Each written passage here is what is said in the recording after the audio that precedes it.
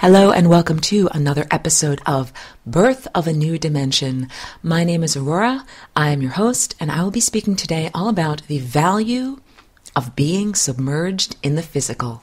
So this might seem like a very obvious thing to speak about to beings who are physical beings, which I must presume comprise a large portion of my listening audience. However, I'd like to give you a little bit of the perspective of a person who has not always had a physical form. So I am a walk-in. I didn't always have that word either. When I first came into this realm on October 8th of 2001, I did not know how to introduce myself or describe my experience or my journey to anyone else.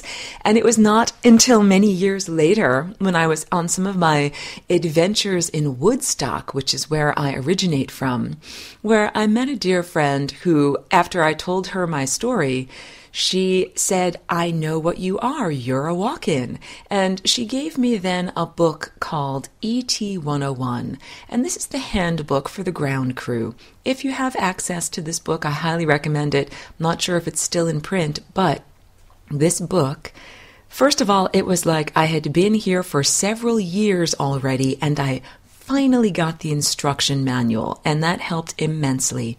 Gave me a vocabulary to be able to describe what I am. It's where I first read the word walk-in and the concept of what it is, and also described some other people's experiences. For example, the term crawl-in, the idea of a person who, the original occupant growing the fetus, died in the womb, and a new consciousness came in to animate and actually live the life of that fetus. So that would be a crawl-in.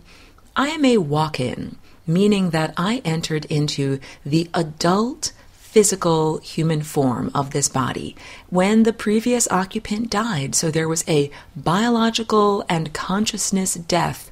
Death in this time and place is described as the end of brain activity and certain other biological processes. That occurred. Death is also an electromagnetic phenomenon. It is also a consciousness/spirit energy phenomenon. I don't want to go too far afield, but the story of me being a walk-in and describing the terms of what that means has everything to do with my value of my physical experience. So many people in this time and place, I have noticed, either take for granted their physical form or are actively resentful of it. And I understand why that is. I understand that to many people, by definition, being in physicality is uncomfortable, that there are moderate levels of discomfort and even severe levels of uneasiness leading to dis-ease. So I will tell you that that was not the original intent for this biological container. These beautiful human-shaped biological containers were designed to be perfect conduits for higher consciousness. So the way that most humans currently live, there is an artificial separation between the physical form and its temporal ego, or the narrative, the story, that physical form consciousness has been telling itself about its origins, as opposed to the quote-unquote higher self, which is the eternal consciousness, the eternal viewpoint that has the perspective of being connected to higher levels of consciousness and of not being submerged in the river of time. So I've used these analogies before, that most people are like a fish submerged in the river of time, but not aware of the clear medium through which they're constantly swimming, as opposed to a bird-like creature perched in a tree up above the riverbank that can look down on the waters of the river as it's flowing, see the fish in their motion as they're flowing, and even note changes in the pathway of the river, where it might diverge around a boulder or be changed due to some large sedimentary deposit. Well, there are very real challenges associated with being in the position of a fish swimming around in the river, but not having the higher guidance, like the GPS, your God positioning system, to help you to understand the context within which you are swimming. And when it comes to time, there are many possibilities. We are not just swimming in one river or one time stream. We have the capacity to change time streams and experience a different course of events based upon our energy, our belief system, our trajectory, the control of our chakras or our energy systems. And all of this has to do with becoming connected to our higher selves. So humanity has been, up until this point, in a very disempowered position, cut off from higher consciousness, unable to see the exalted perspective, and having to deal with a great deal of uncertainty in navigating day-to-day events. And beyond the difficulties of navigation, being cut off from the source of energy and consciousness is what also leads to disease, or we would say disease is the result of being out of divine alignment. All of these factors gather together to produce an experience of the physicality, which is not always joyous and not always comfortable and not always what is desired. That is like a no-brainer. That's very obvious. There are people that live in horrible poverty, people who have terrible disease, people who are starving, and people who also have physical resources that they require and the social structure around them that they require, but who also live in a state of constant mental discomfort or anxiety about the future. So regardless of what your circumstances are, and you can always say, well, at least I'm not a ditch digger, or at least I don't pick through huge garbage piles as my source of income. However, you may be experiencing other concomitant forms of misery, even though you might live in a developed or industrialized world. The whole point is, it is not easy to be submerged in the physical level of density. Far from it. It is of great challenge. And I recently posted a cryptic post, but I will expand upon it on Facebook. Facebook, where I recently had to change my name from Flying Rainbow Lasagna to my full legal name, which is Aurora. So if you search for me as an aside in the present and future, please search for me as Aurora. One moment, please. So when I record this weekly radio broadcast, my intent is usually to bring some concepts or guidance regarding this new contextual formation of the dimensions of consciousness. And part of what is necessary for humans who are currently submerged in the densities of the third dimension and are experiencing the flow of time as the fourth dimension, it is necessary to do some inner, I would say, let's call it yoga of the perception. In the same way that yoga requires a stretching and rebalancing of the physical corporeal form and the arms and legs in order to become a galactic citizen and interact on a multidimensional level with higher consciousness beings. It is necessary first to do some yoga of the perception, to stretch one's limbs of consciousness in order to be able to more comfortably achieve certain poses or abstract concepts, in order to be able to more easily embrace certain abstractions, okay? So I'm asking you here and now to do some yoga of the perception. And this now goes back to my origins. So when I first came into this body, on October 8th of 2001, it was a very traumatic event. The circumstances that had killed the previous occupant left a legacy of neurological damage that I still deal with in terms of seizures. And in much the same way that the events surrounding an abduction, a war, or a car accident are often difficult to understand because of retrograde amnesia. Amnesia is the difficulty accessing memories, and sometimes when it is surrounding a head injury, and or a traumatic event, it means that it can be difficult to understand the events that caused it. So for me, it took many years of delving back into the mental experience in order to come to understand it. So that is how I say, like, I did not initially have the concept of being a walk-in. I knew that I was a different person here in this physical form, and I knew that I was in a different reality that was like a holodeck, like a simulacrum or an very cunningly designed external physical illusion.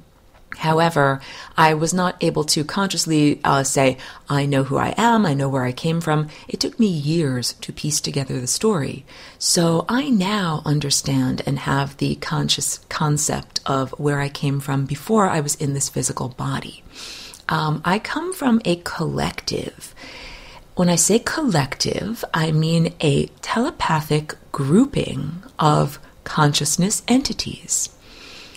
We originate from many different star systems. That's why it is not possible for me to describe myself as merely an Arcturian, a Sirian, a Pleiadian, someone from Aldebaran, or any of these other. It's like saying I'm from France or Japan or I'm from Antarctica. It is more valuable to describe the quality of energy of my family of consciousness, because it's like if I were to describe the physical location, that tells you very little about the people that actually live there or the type of culture that is experienced. So the floating collective that I come from, first of all, is based on unconditional love. That's like saying that this current economy is based on petroleum products. So unconditional love is literally the gas that makes our spaceship go. And it must be understood that our spaceship is not a clank-clank metal vehicle in the same way that your Ford automobile is a, vehicle that drives from point A to point B. Far from it.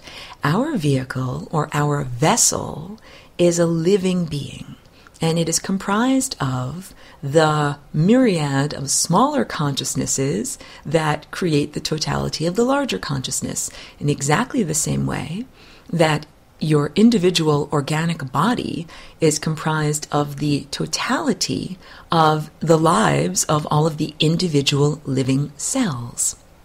So my collective is not corporeal.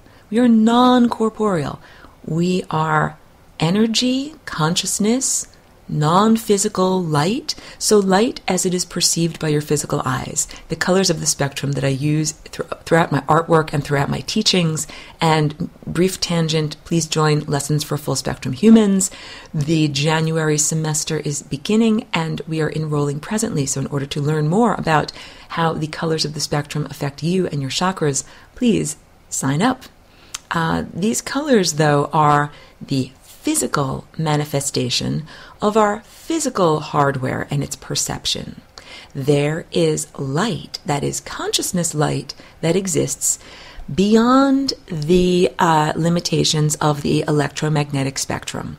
So when I paint the chakras, and I paint this large multicolored energy field around and interpenetrating the physical form, what I am painting is light that you perceive with your higher vision, or your inner vision, or your multidimensional vision.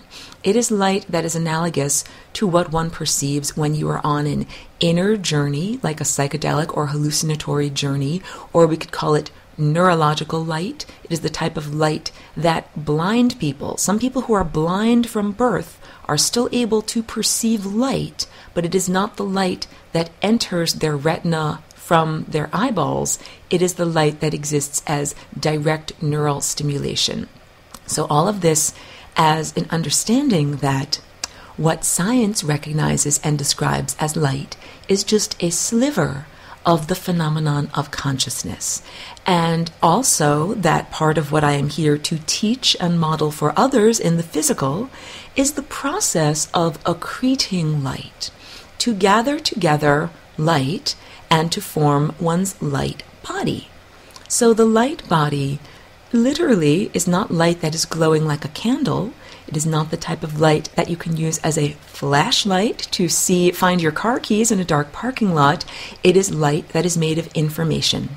So now when we speak about light, let us speak about it as packets of information in exactly the same way that fiber optics cables carry information in the form of light.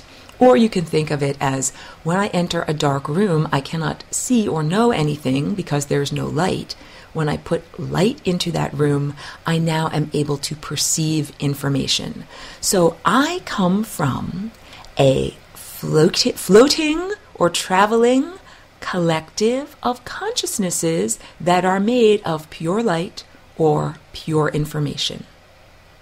Many of these consciousnesses have never experienced life in the physicality, and it's quite humorous sometimes for these teammates to have to interact with me in my present state, because I, being submerged in the physicality, not only have to deal with the challenges of having a physical form, I have to deal with the socioeconomic construct of being here. The body needs toilet paper. Money is required to buy toilet paper. This is the basic construct. For a being who has never had a physical form and does not know about the necessity of eating physical solidified light in the form of food, certainly does not understand the process of excreting it and the necessities of toilet paper. And if you've never lived on Earth, you don't know the necessities of how to procure things such as toilet paper. So I am like a keyhole or little observatory station into this realm that many beings who have not had the experience of being physical live vicariously through me. So now we're getting into the concept of nested consciousness and the idea that one can be a conduit or a broadcaster for other beings to experience life through you. And this is actually a beautiful partnership, but you have to be careful that it does not become distorted or fall into a system of exploitation and abuse. Because just in the same way that sexuality on Earth and in the physical realm was intended to be a divine expression of something really beautiful, it has been distorted and used as a sense of exploitation and power and manipulation and control. Similar things have happened between those beings that are non-corporeal and those beings that are corporeal. So, you, as owners of highly valued real estate in the third dimension, oh yes, my friends, if you are not busy grumbling about the bunions, hemorrhoids, and toothaches of having a physical body or the necessity of buying toilet paper and living within the socioeconomic paradigm, you understand that you have an amazing opportunity. Your body and the fact that you occupy a body is like having an incredibly valuable, let's say, an apartment on the island of Manhattan. Manhattan, it is very difficult to live there because a lot of people want to live there. It's a very small place, and not everyone who wants to live there can possibly fit there. So, real estate is very expensive, and only the wealthy, the elite, the lucky, or the extremely competitive are able to find a spot and stay there. So too is it with having a footprint in the physical reality. Growing a fetus is very challenging, and people who have done this successfully should pat themselves on the back. I didn't grow this fetus. I am lucky enough to occupy this body in adulthood. And the reason why I occupy this body is to bring the information, the concept of the flying rainbow lasagna. So again, I urge you and invite you to enroll in my class, Lessons for Full Spectrum Humans, where I describe in full and coherent detail what it means to become or use the verb actively to flying rainbow lasagna. Yes, one might flying rainbow lasagna one's energy field into a new format, or flying rainbow lasagna one's genes into a new shape. And this allows one to access one's higher faculties because you can get around any roadblocks or obstacles or the genetic degradation that has kept humanity from fully connecting to source and fully claiming higher consciousness as an aspect of its own self. So humanity has been artificially separated from source and from higher consciousness. This has given humans a false sense of self. You know, the sense of being downtrodden victims, of being not empowered, of being not special. I was speaking about that cryptic post on Facebook that the order of evolution does not go human, angel, God. It actually goes angel, human, God. If we are to define angel as a being who lives non-corporeally, and human as a being who lives corporeally, that literally it is necessary to go through the process of being enclosed with dense matter and having the experience of being submerged in the third dimension in order to gain the perspective and the spiritual life lessons and refined nourishment from the experience in order to rise higher and become the source and become the, I would say, creator of everything. So this what I'm really bringing to you here is a message that there's a very specific reason why you are incarnated, why I am incarnated. Our reasons might not match exactly, but the overall overarching reason is comparable. I incarnated into the body of this physical woman after the original occupant died because it was an opportunity for me to bring the antidote to human mental slavery. The Flying Rainbow Lasagna is literally the antidote to that which has been oppressing and diminishing your consciousness for thousands of years. And the way that humanity got into this oppressed and depressed and diminished consciousness state has to do with my role and the actions that I had during the time of ancient Atlantis. So Earth has an amnesiac culture. Earth does not really remember a great deal, Earth culture on the surface, I should say. Let's be impeccable with language. Humans who currently live on the surface of Earth are amnesiacs and do not remember all of the events that brought them to this time and place. Just like I had a lot of difficulty remembering the exact events that occurred and the order of events and their significance that led to my walking in, and it took many years to understand. So too does humanity have difficulty remembering and accessing the information of how did we get into this state? Why do we have to ascend? Why are we not already at the highest mental heights? So I am here now in order to share with you not only the tool that you can use to get to the highest mental heights. Flying Rainbow Lasagna is like a tool. This is like your, like your circular saw or like your hammer or like your nails to be able to make something happen. And that the reason why it's necessary to have a cosmic trampoline and jump out of your present state is because you have been artificially separated and diminished in your consciousness. Brief pause. So humans were designed to be perfect or impeccable containers for higher consciousness. Humans were designed to be like, I'm looking at a drinking glass right now, and it's full of juice. And the glass was designed to hold the juice perfectly, so that none of it would leak out, and also so that the juice could be poured into it very easily, a nice wide open mouth. Your body, your human body, was designed as a similar container. It was made as a container for non-physical consciousness.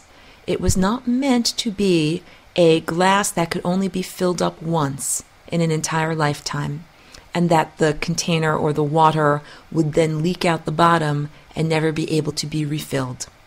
And this is the analogy of what human bodies are like right now, that the initial energy of consciousness is placed into the human form during gestation and birth, and then along about the first year of life, the divine connection, the consciousness connection to that which is higher is diminished and finally cut off. This is the closing of the baby's fontanelle. The fontanelle is the crown chakra, or one's connection to higher consciousness. And through the development of acculturation, becoming invested into the human realm, being taught language, and interacting with the current social matrix, it cuts humans off from their innate divine connection. And that is the beginning of the temporal ego. When you remain in divine connection, you are source. You do not develop the sense of the story or the personal fiction that I am this person here now doing this in a different situation. You remember who you really are and might understand that the person that you are in this present context is like a suit of clothes that you're wearing, or a persona or a car that you're driving, but is not the totality of who you are. Okay, some people throughout their whole entire lives never return to source. Call back, touch in, just calling in to see how everything's doing, like checking in with a family member. They never meditate. They never quiet their verbalized mind. They never achieve inner silence. They never are able to connect with their higher consciousness self. So that is like saying that the glass, or the drinking vessel, has only been filled up with juice or water one time. You're never able to refill it again. And that throughout your life, that juice or that consciousness is leaking away drop by drop because the vessel is not a solid vessel. And this all has to do with genetic degradation. We were not made to degrade in a mere 100 years. We were made to be, first of all, perfect containers for higher consciousness that remain vital for as long as we wish. Through cellular regeneration, the body was intended to not only live in a state of total health and vitality, but to live for as long as we wished to be here. This is very, very different than the way things worked out, because it was intended that these human containers would be like excursions. Being in the non-physical realm means that you're limited. You're limited in what you can create. You're limited in the latitude or the freedom of movement of your consciousness. And it might sound strange or counterintuitive that you actually have to descend into a denser realm in order to be more powerful, because humans have been programmed to think of themselves as disempowered victims. And this is an important one. Digest that. Humans have been programmed to think of themselves as disempowered victims. To err is human, right? I can't do that. I'm only human. Oh, well, being human is to make mistakes. No on all of this. That you as a human are actually a divine creature. You once were an angel. And when I say angel, we're going to define this as a non-corporeal, non-physical being of pure energy, of pure light, of pure abstraction. And it must be understood, each one of us made a choice to become enclosed with this level of density. It's empowering to understand that you chose this experience. Just like it is empowering to understand that if you go to a restaurant, you chose that restaurant. And you also get to choose. Sometimes I've gone into a restaurant and went to wash my hands in the bathroom and saw that it was a filthy bathroom, and I'm like, I don't want to eat here. I'm walking straight out. And, social propriety and rudeness aside, I'm happy that I didn't eat at that sketchy place. Well, that is the similar level of power and discretion that we are meant to have in our experience here in the third dimension.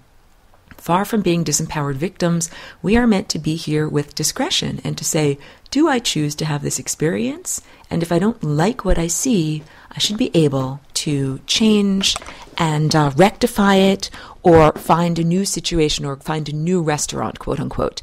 However, not only have our perceptions and the experience of our physical body been distorted here, but the avenues for coming and going have also been heavily distorted.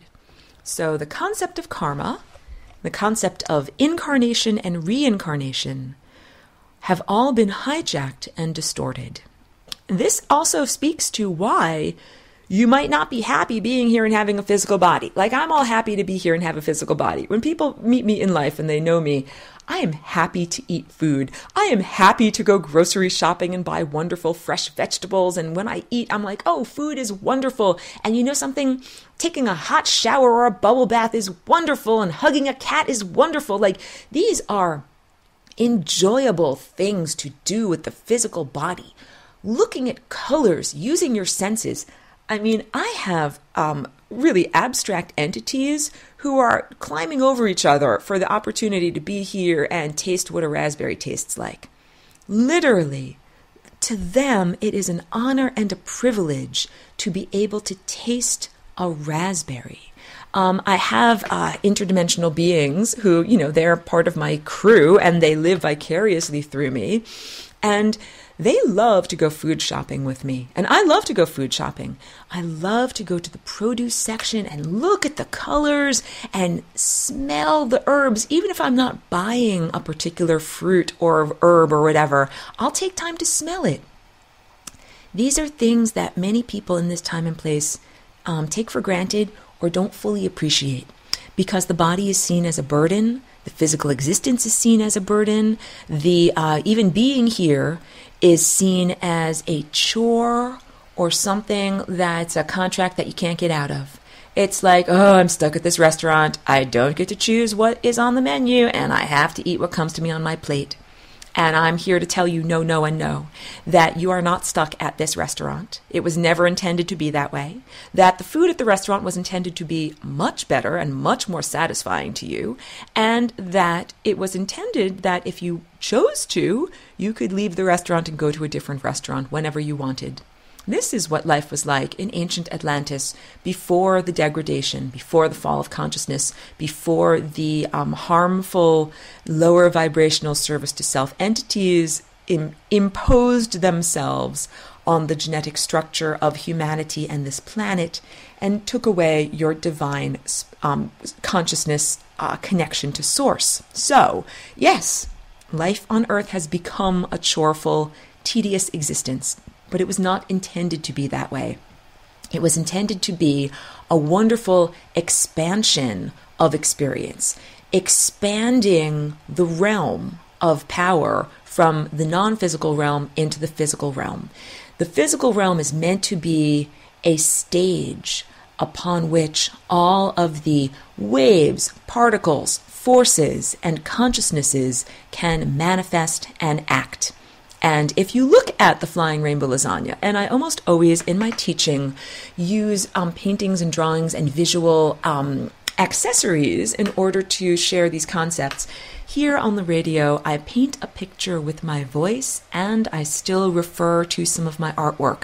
So I'm going to post a picture of one of my Flying Rainbow Lasagna sculptures so that you can see it. You can click on the feed that is on the UCY Birth of a New Dimension radio show page.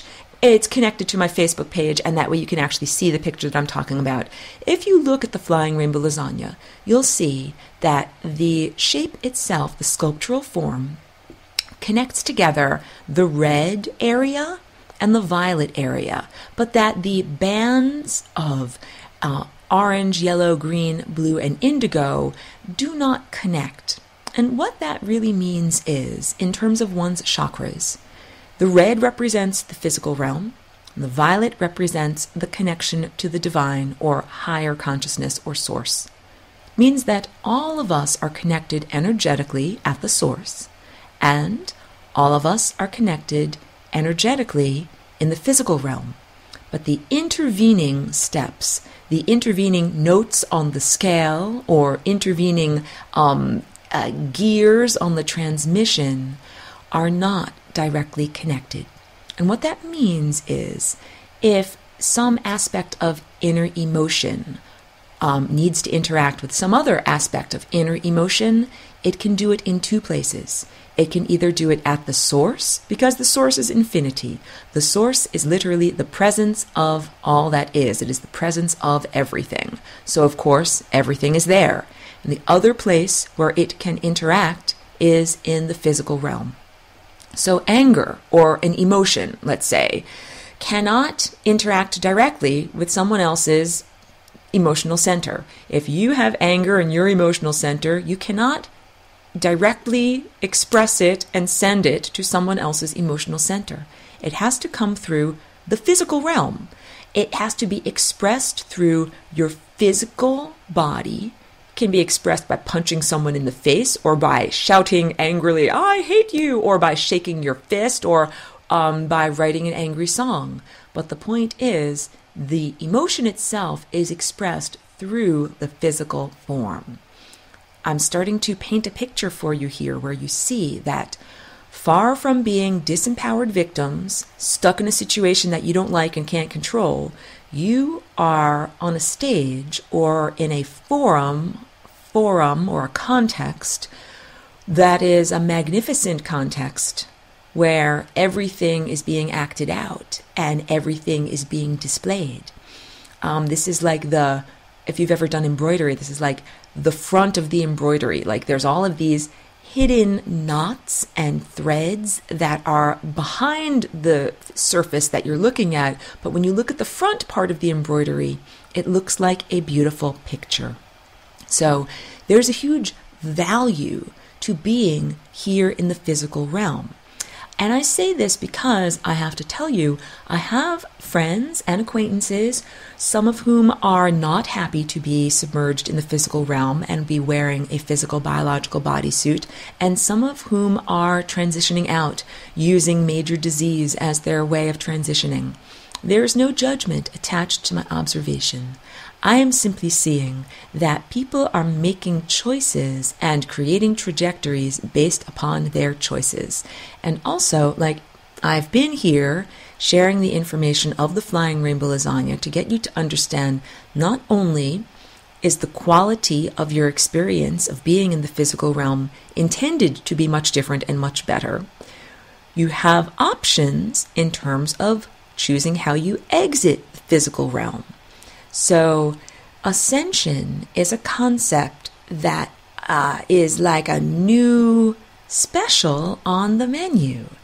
You have a menu before you, and you get to say, I'd like to experience this, and this. If you would like to die the physical death, I respect that. If you feel that you are bored with your present body, with its present appearance, or with its present limitations, I totally respect that. However, please keep in mind that the limitations of your present body might be radically changed and amended or expanded in what is changing we're heading into a realm that could be described as a realm of miracles. And that's because the word miracle just means that it is a occurrence that cannot be explained or understood using rationality and objective materialism. We're entering into an age and an era where we will be able to fully heal and regenerate our bodies. Part of this comes from a reconnection to the source and divine consciousness, and part of this comes from a reconnection to the galactic culture that we've always been a part of, but many people have been unaware of the fact that they are a part of it. So it's just like if you lived on an isolated island in the Pacific and you never interacted with anybody on the surface of Earth and were unaware of all the presence of any other humans, you would be a part of Earth culture even though you would be unaware of what you are interacting with. That's pretty much Earth human culture for about the past 10,000 years. You've been the analogy, your situation is analogous to being stranded on some tiny Pacific island and totally cut off from what's going on in the rest of the world. Earth culture, human culture, has been cut off from cosmic consciousness for thousands of years. And cosmic culture has certainly been aware of Earth and the experiences here, but Earth culture has not been aware of what has been going on elsewhere. So that's quite disempowering, you know? It's like saying your neighbors can look in your windows and see you and see everything that's going on with your life, but you cannot see out and even see that you have neighbors, and you wonder if anyone else even exists out there.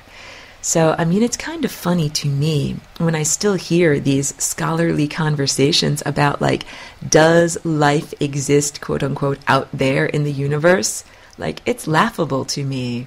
Not only because I'm from out there, and so of course I know that, but it's like beings who are very cut off from information and external culture, considering themselves to be the peak of all that can be formed culturally, is amusing.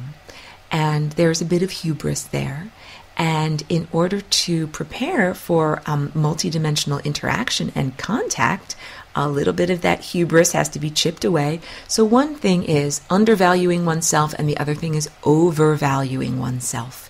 On the one hand, humanity is programmed to see themselves as diminished victims. I'm only human, you know, what's that phrase? Don't blame me, I'm only human, right?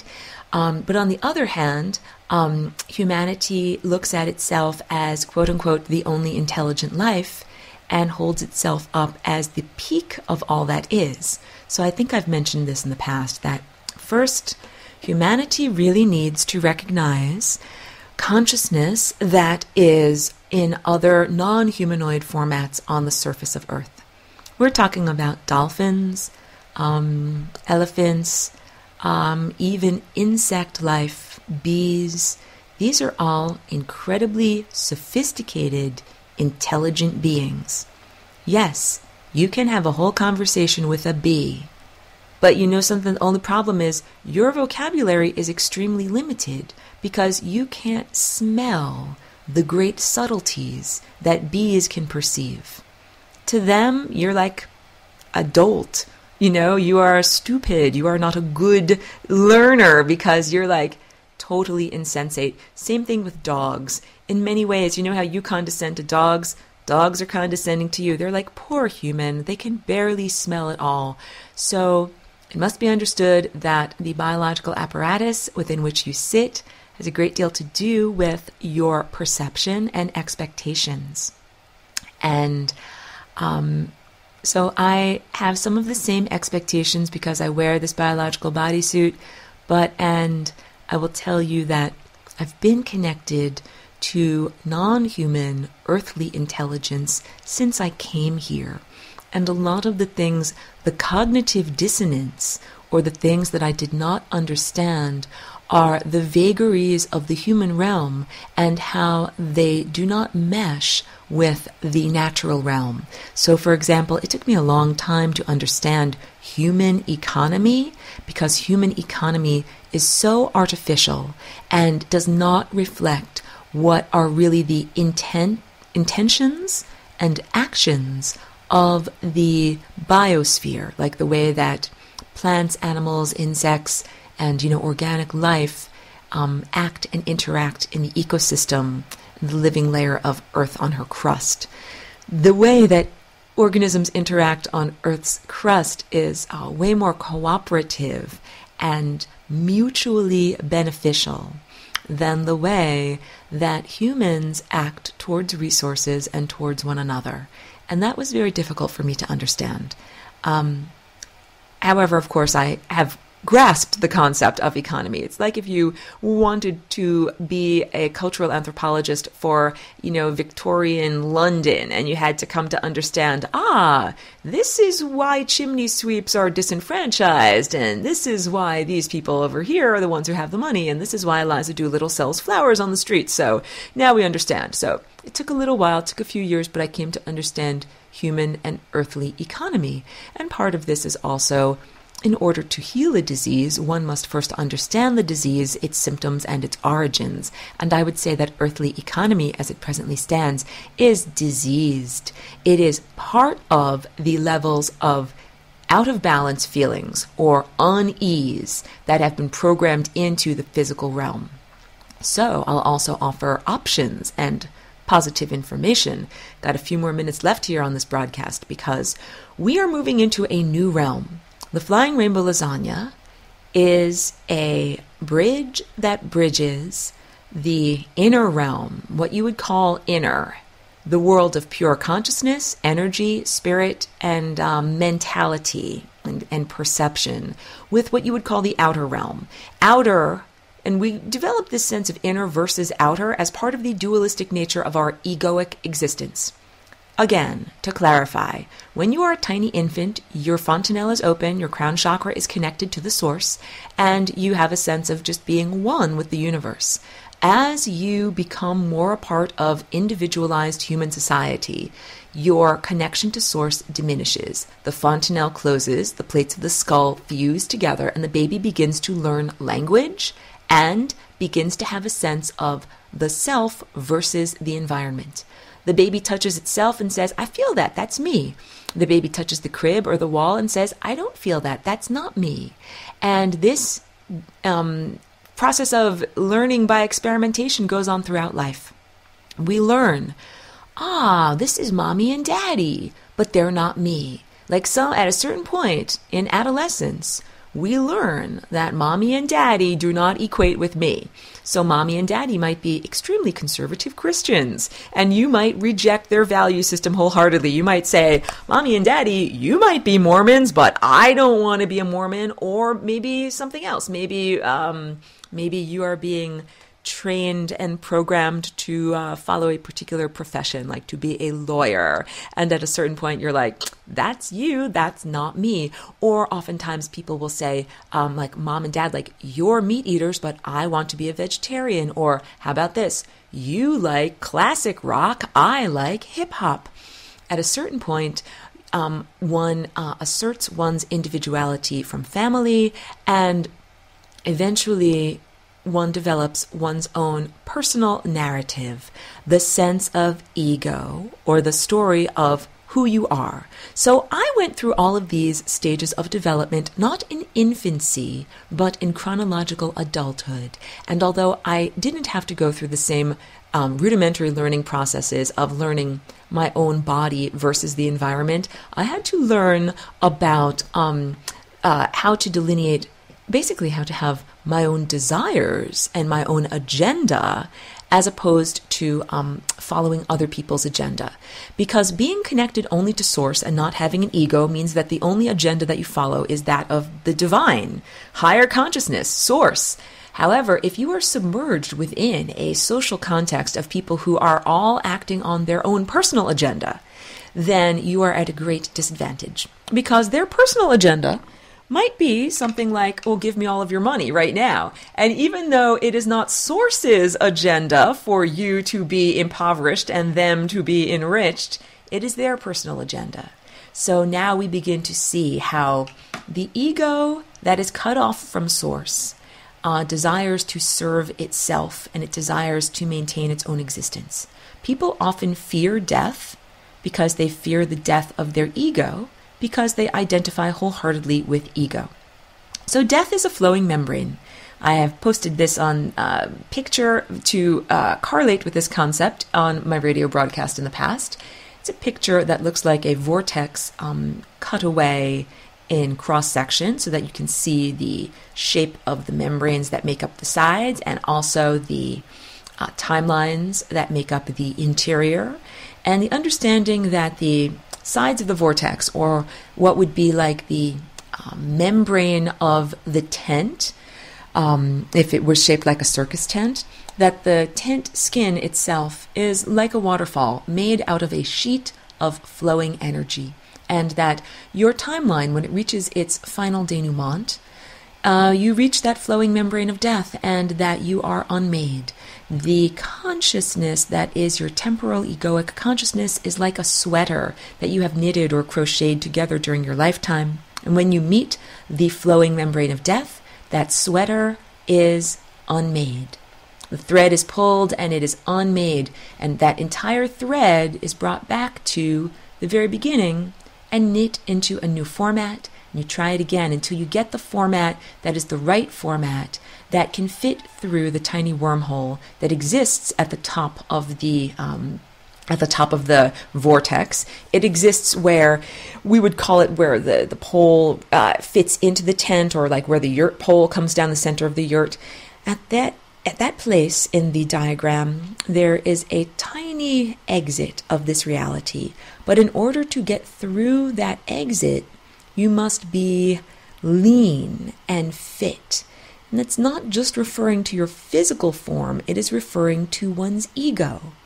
If your ego is very bloated and filled up with the story of who you are, and like, I'm this person, and these good things happen to me, and these bad things happen to me, and here's all of the emotional baggage as a response, you're not going to be able to get through that tiny wormhole of consciousness, which is basically when you are neutral, and when you are not being in a moment of telling yourself a story. This is who I am. You are your eternal identity. It's who you are when you're not wearing the suit of clothes that is your current ego. Your ego, the story, your name, who you are right now, that is your suit. And the whole idea, the consciousness concept that I am bringing in this recording is that, first of all, you are not beholden to your suit of clothes, to your ego. You are not beholden to your biological corporeal container. This means, there's a lot of programming here that you have a baby, you pass on your genes to that baby, and that through evolution, every generation gets better. You are not committed to the evolution process of the humanoid form. You don't have to keep on incarnating as a human over and over and over as humans continue to exist in this format. Or even if, let's say, humans change slightly, let's say that they evolve, and to have an extra finger on their hand or an extra vertebrae in their spine, you as a consciousness have absolutely no agreement or burden or contract that you have to reincarnate again and occupy a body that has 7 fingers or an additional cervical vertebrae or whatever. You can choose to incarnate on a different planet, in a different galaxy, as a different species. And that is the type of latitude that was intended for our earthly experience. It was not intended that consciousness would come here, incarnate, and in a sense be disempowered and trapped. And the disempowerment really comes from information. It's just like anything. If you got into like a cell phone contract and it says you have to pay this much for 5 years, and if you don't, these are the penalties. And if you never knew that that was bogus, and you never knew that there was fine print that says, oh yes, unless of course you call up right away and say that you don't want to be limited in that way. I'm trying to say that being informed equates to being empowered. And the current programming of human belief systems is disempowering. It states that you don't get to choose your incarnation, that you don't get to choose your next incarnation, that you are a victim of karma, that you have to stay here over and over whether you choose to or not. And I'm telling you, first of all, that's not true. Read the fine print. And also that that's not the way it was intended, that we were intended to be containers for divine consciousness, to be here in total rapport with divine consciousness, and to leave the physical plane when we choose. And that would be analogous to some of these stories of yogis and masters, mostly from the Far East, who told their disciples, I am going to die today. And they sat down and they meditated and they stopped their heart and they died. That's a different way of dying. It's dying consciously and intentionally. Well, I'll also offer to you at this point in human and earthly and galactic history, you have the opportunity to ascend. And death would be the separation of consciousness from the physical form and leaving behind of the physical container. Ascension would be a radical transformation of the physical container itself so that it can come with you to higher states of consciousness. So I've been using the analogy throughout this hour of a glass with juice poured into it, because guess what? I have one right here on my table that I've been drinking from. If your body is the physical glass and your juice is the consciousness, and you want to bring this physical glass with you into a higher dimensional state, the way that you would do that is by making a consciousness recording of what the glass is. So you would have to look at and remember and perceive to such great detail everything about the glass that you could recreate it with your mind. Let's use an analogy. It would be like memorizing a book word for word so that you don't have to carry around the physical book with you anymore, but you knew the combination of all of the letters that added up to that story. When we ascend, we do not bring with us our physical form in the form of physical matter. What we do is transform the physicality into non-physical matter. Remember how I said at the earlier part of this broadcast that the light body is made out of information. Information is like memorizing the letters of a book so that you can recreate it later. A book is nothing more than solidified information. Guess what? Your physical form is nothing more than solidified information, and it is possible to record that information in a format that can maintain its coherency and move forward into the next higher dimensional space or next less dense realm. And this is like saying we are submerging you as an ice cube in a bucket of water, and you're still maintaining your identity and not losing any of your particular molecules of water, even though you're being submerged in many other similar molecules of water. We're saying consciousness.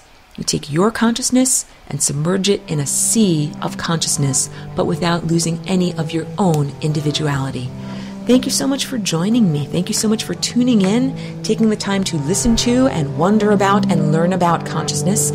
Please visit flyingrainbowlasagna.com, click on the online course tab, and sign up for lessons for full spectrum humans. Thank you so much, and please tune in next week.